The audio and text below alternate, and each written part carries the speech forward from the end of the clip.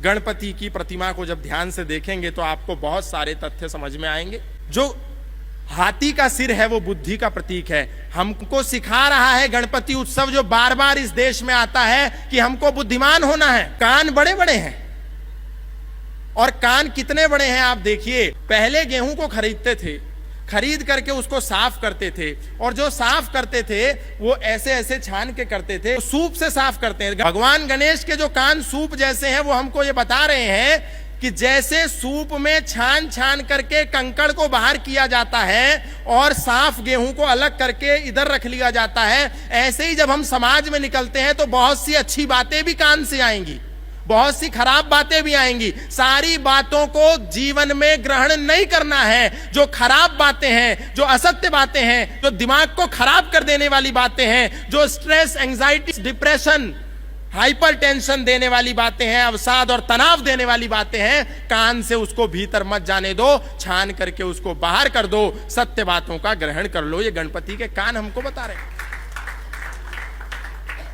कान बड़े हैं, सिर बड़ा है, आंख छोटी छोटी है।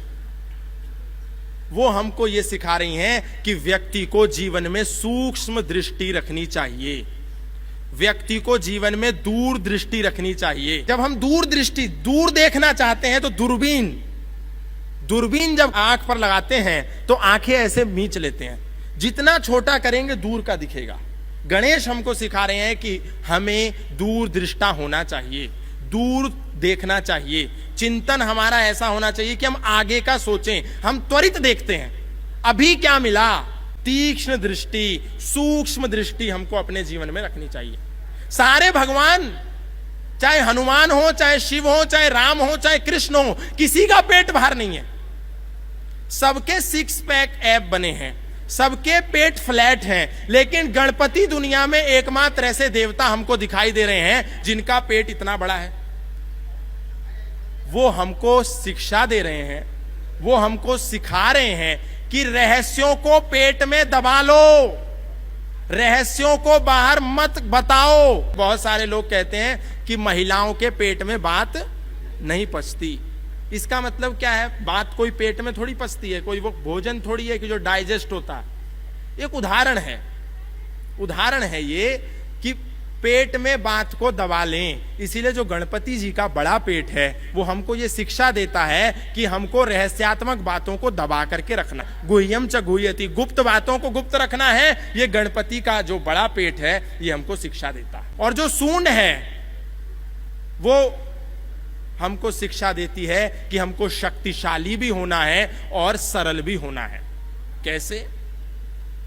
सूंड इतनी सॉफ्ट होती है हाथी की, अगर आपने देखी हो, इतनी कोमल होती है, लेकिन यदि हाथी बिगड़ जाए तो उसी सूंड से व्यक्ति को पकड़ करके उसकी हड्डियों का कुचुम्बर भी बना सकता है।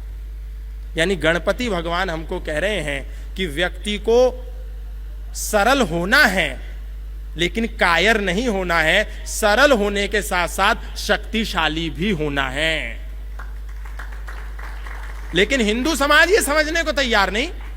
गणपति भगवान के हाथ में पहले एक दरांती होती थी, फरसा जैसा, चक्र हुआ करता था, रस्सी हुआ करती थी, एक हाथ से आशीर्वाद था, एक हाथ में लड्डू था, किसी किसी में 6 हाथ हैं तो उसमें 2-4 और हथियार एक्स्ट्रा हुआ करते थे। और अब आप किसी भी लगभग अधिकतम गणेश के पंडाल में जाएं तो आपको लड्डू मिलेगा एक हाथ में मोदक मिलेगा, एक हाथ में आशीर्वाद मिलेगा, एक हाथ में कमल मिलेगा। किसी में दराती नहीं, किसी में हथियार नहीं, किसी में चक्र नहीं, किसी में गदा नहीं। और इसीलिए जब गोल टोपी वालों की भीड़ गणपति पंडाल की ओर भागती है तो गणपति पंडाल वाले उनसे लड़ते नहीं, वो आगे आगे भागते हैं, गोल टोपी वाले पीछे पीछे भागते हैं। अगर गणपति के हाथ में फरसा होता, दराती होती, तलवार होता, चक्र होता, गदा होता, तो गणपति पंडाल वाले भागते नहीं बल्कि टोपी वालों के पीछे भागते और टोपी वाले आगे भागते। लेकिन हमने चीजें बदल दी, बस लड्डू लड्डू रह गया गणपति के हाथ में और फरसा गायब हो गया, चक्र गायब हो गया, गदा गायब हो गया, हथियार सब गायब हो गए। ये हमको गणपति से सीखना है। दूसरा और अंतिम जो विशेष बात है वो है गणपति का टूटा हुआ दांत।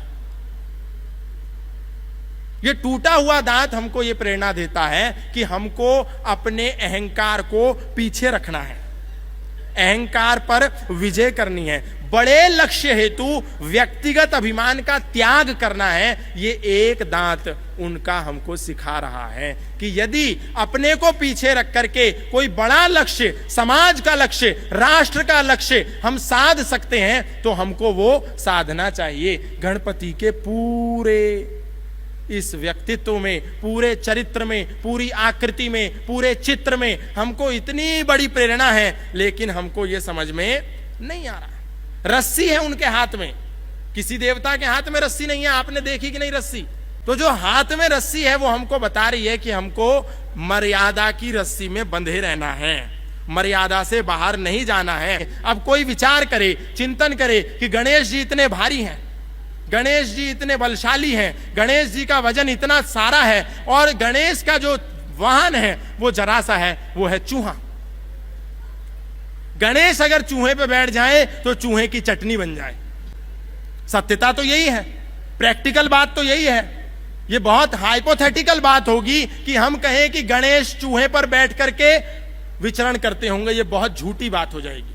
लेकिन ये बात है हमको समझाने के लिए, गणपति हमको ये संदेश दे रहे हैं कि हमको हमारी इंद्रियां जो हैं, हमारा जो ये सेंसेस हैं, ये चूहे की तरह दौड़ने वाली हैं, चूहे की तरह विचरण करने वाली हैं। जैसे चूहा चंचल होता है, कभी इधर घुसेगा, कभी उधर घुसेगा, कभी बिल में घुसेगा, कभी कपड़े काट देगा, कभी खाना खराब कर देगा, कभी डिब्बे में घुस जाएगा। ऐसे ही व्यक्ति का मन चंचल होता है।